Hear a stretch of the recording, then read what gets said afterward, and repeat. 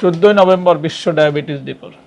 প্রতি বছর 14 নভেম্বরকে বিশ্ব ডায়াবেটিস দিবস হিসেবে পালন করা হয়।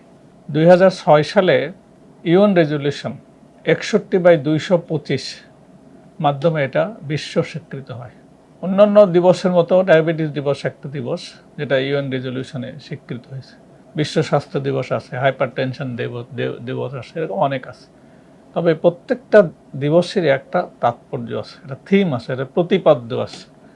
এই যে ডায়াবেটিস দিবস, এবারের প্রতিপাদ্য হলো breaking the barrier, bridging the gap.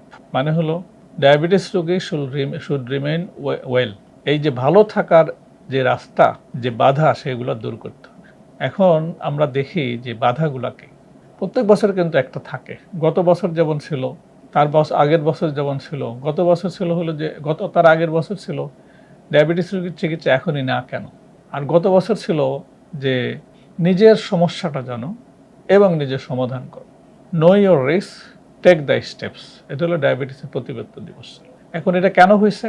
World diabetes day দেখলো যে সবই ঠিক আছে, কিন্তু মানুষের সচেতনতা না বাড়লে ডায়াবেটিস কন্ট্রোল করা সম্ভব না। তো এটার মেইন উদ্দেশ্য হলো সচেতনতা বাড়ানোর জন্য। বিশ্বের 1 বিলিয়ন পিপল, 160টা দেশের লোক এই দিনটা পালন করে। বাংলাদেশে পালন করে, বিভিন্নভাবে পালন করে। উদ্দেশ্য একটাই, অ্যাওয়ারনেস গ্রো করা, মানুষকে সতর্ক করা। তা আমরা দেখি আমাদের সমস্যাগুলো, আমরা তো দৈনিক ডায়াবেটিস রোগী দেখি, সমস্যাটা কি?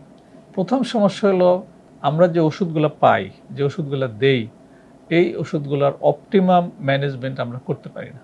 না রুগী অপটিমাম ম্যানেজমেন্ট, মানে কতটুকু লাগবে, কিভাবে খাইতে হবে পালন করে না, আমরাও ডাক্তাররা সবসময় দিতে পারি। বিভিন্ন কারণ আছে, ওষুধের দাম আছে, ওষুধ পাওয়া যায় না, সব ওষুধের কার্যকারিতা একরকম না। এখন আমি যদি ডায়াবেটিস রোগ ধরি, আমরা সবাই জানি ডায়াবেটিস তো শুধু একটা রোগ না। ডায়াবেটিস মানে ব্লাড প্রেশার, ডায়াবেটিস মানে কোলেস্টেরল, ডায়াবেটিস মানে কিডনির অসুখ, ডায়াবেটিস মানে হার্টের অসুখ, তাই না? তো এইগুলা তো ম্যানেজ করতে হবে। তো একটা ম্যানেজ করলে হলে, ডায়াবেটিসের মেইন উদ্দেশ্য হলো ডায়াবেটিস কন্ট্রোল করা, কিন্তু কন্ট্রোল করার সাথে এগুলো দেখতে হবে। নতুন নতুন ওষুধ বেরোচ্ছে, সারা পৃথিবীতে বিভিন্ন সংস্থা গাইডলাইন দেয়, আমরা গাইডলাইন অনুসারে ট্রিটমেন্ট করি। ওই গাইডলাইন ফলো করতে গেলেই দেখা যায় যে অপটিমাম হয় না। তারপরে কি হয় যে ডায়াবেটিস রোগী তার নিজের রোগ, আমি বললাম, সে পারলো না, কিছু করার নেই। কিন্তু এই যে সেলফ ম্যানেজমেন্ট, ডায়াবেটিসের যে সেলফ ম্যানেজমেন্ট, এই এডুকেশনটা কমপ্লিট না। সবার দ্বার গোড়ায় আমরা এটা নিয়ে যেতে পারি না, কারণ সব ক্ষেত্রেই ঝামেলা আছে। ডায়াবেটিস রোগীর নিজেরও ঝামেলা আছে, আমাদেরও ঝামেলা। আমার যেমন বাংলাদেশ সরকারের কমিউনিটি ক্লিনিক বা উপজেলা হেলথ কেয়ারে কিন্তু একটা এনসিডির কর্নার্স, সরকার টাকাও দেয়, কিন্তু কয়জন লোক যায়, কয়জন লোককে হেল্প করতে পারে? বাংলাদেশ ডায়াবেটিক সমিতির 102টা সেন্টার আছে, তার মাধ্যমে সার্ভিস দিচ্ছে, কিন্তু কমপ্লিট না। তো 20%, 30%-এর বেশি লোকের ডায়াবেটিস কন্ট্রোল নাই। আমরা সবাই জানি যে যাদের ডায়াবেটিস আছে, শতকরা 30 জনের কিডনি রোগ হয়, প্রায় 1/3 ডায়াবেটিস রোগের হার্টের অসুখ হয়। এগুলো কেন হয়? যেহেতু কমপ্লিটলি রোগী ফলো করতে পারে না বা আমরা করাতে পারি না। এটা খুব ডিফিকাল্ট। ক্রনিক ডিজিজ হলে এটা ম্যানেজ করা খুব সমস্যা। তাহলে এইটা হলো, এই যে ব্যারিয়ারগুলো হচ্ছে, সেগুলো আমরা ক্রস করতে চাই, রোগীর দোরগোড়ায় পৌঁছাতে। আরেকটা হলো ইনসুলিন, আর্লি ইনসুলিন ইউজ, এটা বিরাট ব্যারিয়ার। সে ডাক্তার হোক, সে রোগী হোক, কেউ ইউজ করতে চায় না ইনসুলিন। যেমন ডায়াবেটিসের চিকিৎসা তো 2 রকম আমরা জানি, একটা হলো ট্যাবলেট, আর হলো ইনজেকশন।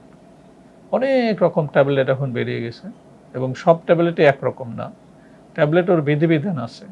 কিছু ট্যাবলেট আছে সুগার শুধু কন্ট্রোল করে, সুগার কন্ট্রোল করলেই দেখা গেছে, যেমন আমরা 1977, 1999, 1980, 2000 জানতাম যে সুগার কন্ট্রোল করলেই কমপ্লিকেশন কম হয়, বিশেষ করে কিডনি, নার্ভ, চোখের কমপ্লিকেশন, মাইক্রোভাস্কুলার কমপ্লিকেশন কম হয়।